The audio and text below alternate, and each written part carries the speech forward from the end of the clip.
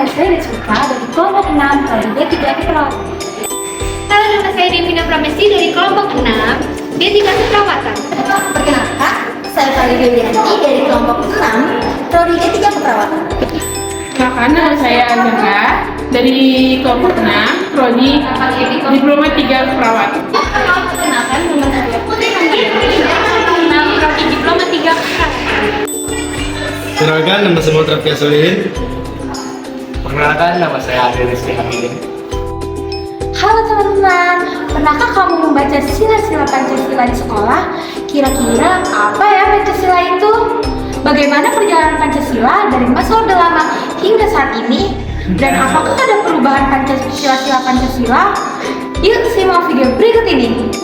Pancasila merupakan dasar negara Indonesia.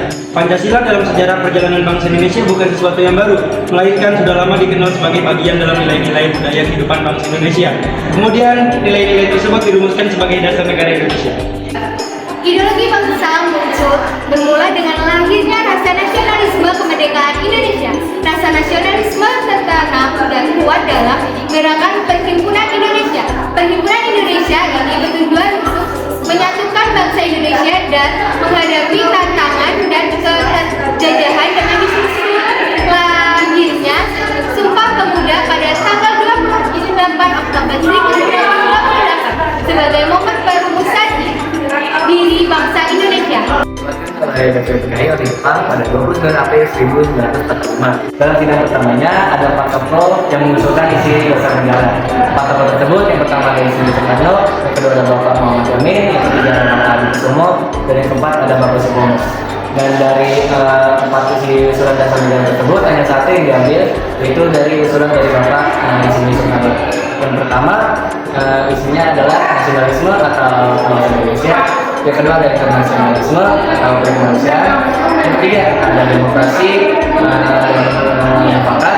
Yang keempat ada kesejahteraan sosial, dan yang kelima adalah ketuhanan yang berkebudayaan. 5 gagasan yang disebutkan sebelumnya kita biasa menyebutnya sebagai Pancasila. Jika ada yang tidak menyukai angka 5, insinyur kita, Bapak Insinyur Soekarno mengusulkan angka 3 yang dinamakan Trisila, terdiri atas sosio-nasionalisme, sosio-demokratis, dan ketuhanan yang Maha Esa. Pada tanggal 22 Juni 1945, diadakan rapat gabungan antara panitia kecil dengan anggota BPUPKI yang berdomisili di Jakarta dan berhasil merumuskan calon hukum dasar yang kita kenal sebagai Piagam Jakarta. Piagam Jakarta merupakan naskah awal kemerdekaan Indonesia. Pada alinea keempat, Piagam Jakarta terdapat rumusan Pancasila. Yang pertama, ketuhanan dengan kewajiban menjalankan syariat Islam bagi penduduk-penduduknya. Yang kedua, kemanusiaan yang adil dan beradab. Ketiga, persatuan Indonesia. Keempat, kerakyatan yang dipimpin oleh hikmat hadir dalam permusyawaratan perwakilan. Yang kelima, keadilan sosial bagi seluruh Indonesia. Sejarah perumusan dan pengesahan Pancasila, dasar negara dan pembukaan Undang-Undang Dasar 1945 secara kronologis pada tanggal 15 Agustus 1945, Insinyur Soekarno, Muhammad Hatta, dan Dr. Haji Mangudyo-Diningrat kembali ke Indonesia setelah dari Vietnam pada tanggal 12 Agustus 1945 karena dia dipanggil penguasa militer Jepang di Dalat, lebih tepatnya di Vietnam, untuk membahas Hari Kemerdekaan Indonesia sebagaimana yang telah dijanjikan. Tanggal 16 Agustus 1945, tes kemerdekaan didiktekan oleh Muhammad Hatta dan ditulis oleh Insinyur Soekarno. Lalu hasil akhir diketik oleh Sayuti Melik. Tanggal 17 Agustus 1945 dicetuskan Proklamasi Kemerdekaan Indonesia oleh Insinyur Soekarno. Tanggal 18 Agustus 1945 diadakan sidang PPKI dengan putusan-putusan yang dihasilkan sebagai berikut. 1. Mengesahkan UUD Negara Undang-Undang Dasar 1945. 2. Memilih presiden dan wakil presiden yang pertama. 3. Membentuk KMIP. Alasan diperlukannya Pancasila dalam sejarah bangsa adalah 1. Pancasila sebagai identitas bangsa Indonesia. Yang kedua, Pancasila sebagai kepribadian bangsa Indonesia. Yang ketiga, Pancasila sebagai pandangan hidup Indonesia. Yang keempat, ada Pancasila sebagai jiwa bangsa Indonesia. Dan yang terakhir, Pancasila sebagai perjanjian dulu. Nah, kesimpulannya, Pancasila merupakan dasar negara dan juga menjadi falsafah hidup bangsa Indonesia sejak dahulu. Pancasila juga diperuntukkan kepada negara, masyarakat, dan pribadi bangsa Indonesia.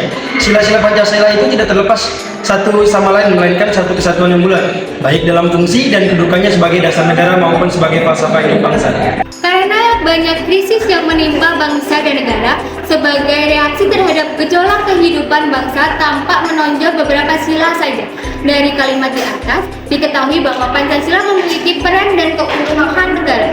Kelima sila tersebut, kita dapat memiliki kehidupan yang lebih terarah. Demikian pembahasan mengenai Pancasila dalam arus sejarah bangsa Indonesia. Maka dari itu juga, nilai-nilai sila Pancasila kita jangan sampai dasar negara kita tidak diterapkan dalam kehidupan sehari-hari. Terus belajar dan belajar sebagai mahasiswa sesuai kewajiban pada sila Pancasila.